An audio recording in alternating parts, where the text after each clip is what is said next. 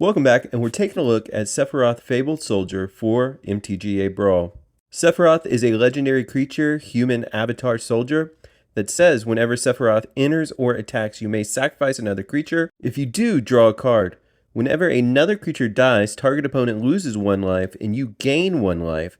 If this is the 4th time this ability has resolved this turn, transform Sephiroth. Once transformed into Sephiroth One-Winged Angel, a 5/5 legendary creature with flying and supernova that reads, as this creature transforms into Sephiroth One-Winged Angel, you get an emblem with whenever a creature dies, target opponent loses 1 life and you gain 1 life. Whenever Sephiroth attacks, you may sacrifice any number of other creatures. If you do, draw that many cards. Vraan Executioner Thane, I like the payout on this, even if it only triggers once, but whenever 1 or more other creatures you control die, each opponent loses 2 life and you gain 2 life. And like I said, it only triggers once. Warren Soul Trader is definitely an MVP of this deck, and it puts in a whole bunch of work once you get it onto the battlefield. And so pay 1 life, sacrifice another creature, and we get some treasure tokens. With Marionette Apprentice, we get a little bit of fodder for Warren Soul Trader. Its other ability, whenever another creature or artifact you control is put into graveyard from a battlefield, each opponent loses 1 life. So it has that extra life drain component in it. 2 more all-stars out of this deck. We have Orzhov's Enforcer and Reassembling Skeleton. Once again, these are great fodder for our sack outlets. Orzhov Enforcer helps in deterrence, while Reassembling Skeleton gives us some recursion. Since we're gaining life, I threw Bloodthirsty Aerialist into this. She'll just grow and become more and more of a threat if left unchecked. Demon's Disciple is just a great way for us to try to control the board state, forcing the opponent to sack a creature or planeswalker. Which it's 1 of 3 because we also have Fleshbag Marauder and Plaguecrafter here. Plaguecrafter, very similar. So these 3 try to stifle their buildup of characters across the board. And like I said, again, control the board state. And we have Morbid Opportunist in this deck to just try to give us a little bit more card draw. Pitiless Plunder offers a lot of support and utility, as whenever another creature you control dies, create a treasure token. So if we have both Pitiless Plunderer and Warren Soul Trader out on the deck, for each creature we sack, we'll get 2 treasure tokens out of it. Then Woe Strider is a great sack outlet that's allowing us to scry, and it's providing its own fodder. Merchant of Asphodel is just kind of like a staple in this aristocrat style deck, and so it was just an auto include and does a lot of work. On this slide, we have 3 more creatures, which are just fodder for our recursion engine. If you've committed a crime for 1 black mana, Forsaken Miner will come back to the battlefield if it's already been sacked. If you've sacked Silvermoor Ghoul this turn and you've gained 3 life, it will automatically come back. And with Cult Conscript, you can pay 2, but a non-skeleton creature would have had to die this turn for you to use that ability. Then we have Ophiomancer, which is a sack outlet battery. It just keeps on giving. At the beginning of your upkeep, if you control no snakes, create a 1/1 black snake creature token with Death Touch. And then we have a Cursed Marauder, which I forgot was actually in this deck, so please excuse me. This is another part of trying to control the board state as well. Drop them in, sack a creature. Like Nezumi Linkbreaker that wants you to sack it, and whenever you do sack Nezumi Linkbreaker or it dies, create a 1/1 red mercenary creature token with tap. Target creature you control gets +1/0 until the end of the turn and activate as a sorcery.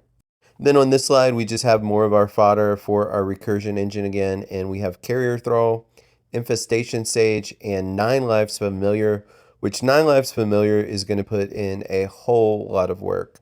Its text reads, this creature enters with 8 revival counters on it if you cast it. When the creature dies, if it had a revival counter on it, return it to the battlefield with 1 fewer revival counters on it at the beginning of the next end step. So it is just built to sack over and over again. All right, I had to manually re-edit the video because I would be totally remiss to not put Giza the Hellraiser and Ghoulcaller Giza in this. It puts in so much work. With Giza the Hellraiser, if you commit a crime, you are going to get 2 blue and black zombie rogue creature tokens. And a friend of mine pointed out that Ghoulcaller Giza also works very well. This is not in my deck. You should put this in your deck. You should take out a creature that I have and add Ghoulcaller Giza. If I had this card in Arena, I would be playing this card. Next up, we have some cantrips, and with Mulcair Rebirth, this is just a great way to put Sephiroth back on the battlefield if we decide to sacrifice Sephiroth once we get an emblem. And then Dark Ritual, this just gives us some mana ramp in black. And then Soul Shatter is a great way to control the board state and take out the creature or planeswalker that the opponent has with the greatest mana value. Go for the Throat and Feed the Swarm both give us the targeted interaction that sacrificing creatures may not give us.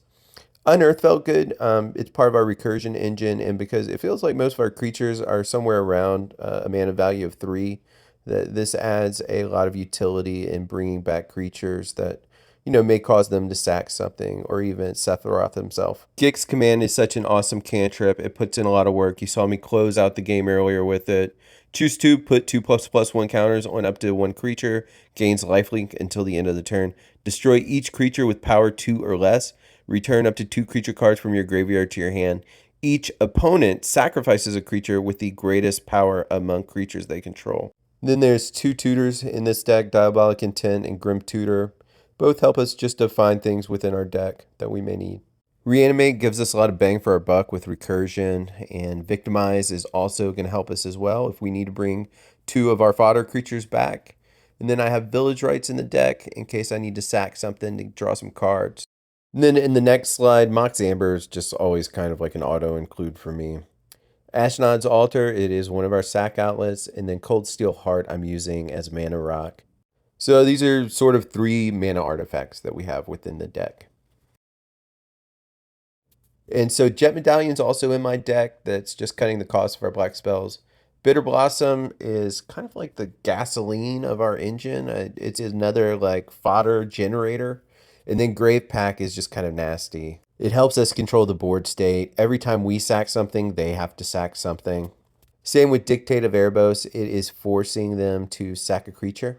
And then Black Market Connection can create us a treasure token, draw us a card, and create some more fodder, all for life. Virtue of Persistence is an enchantment, and at the beginning of your upkeep, put a target creature card from a graveyard onto the battlefield under your control so we can have some recursion for our fodder and sack them again and bring them back again. It also has some good early game interaction. And then Bastion of Remembrance will give us another fodder creature, and whenever a creature you control dies, each opponent loses 1 life and you gain 1 life. Dreadhorde Invasion is another way for us to put fodder onto the battlefield. Ice Ghost Form is just a real quick and easy way for us to bring stuff back that we want. These are just a couple of the utility lands that I'm using in this deck. I just want to say, if you like this content, please like and subscribe. It really helps whenever you hack the YouTube algorithm. I appreciate everybody's support and positive feedback and constructive criticism. It really helps the channel to mold it into something that is of greater value to the Magic the Gathering community. You can check the description below, and this deck will be on Moxfield. So if you want to get a copy of it, go right ahead, and happy gaming.